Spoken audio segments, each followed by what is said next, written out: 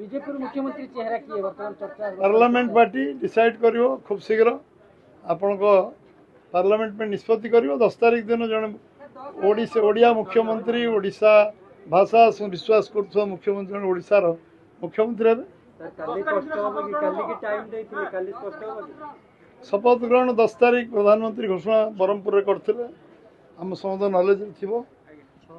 6 तारीख काली किंबा आउ दिन अधे लगे आमको पार्लियामेंट पार्टी बसवाई समय आज सका कथा होती खूब शीघ्र बस निष्पत्ति कर निश्चित भाव में से आधार रे मुख्यमंत्री बछाजे जो आधार रे प्रधानमंत्री कहते से आधार रे बछाजे आपण मन में सन्देह थी आम मन में सन्देह नाला मुझे सब रिपीटेडली आपको 100 थर कही निश्चय सरकार हम ओडिशार जनसाधारण निर्वाचन लड़े और सरकार करेंगे एवं सरकार निश्चित हम कंफर्टेबल मार्जिन सरकार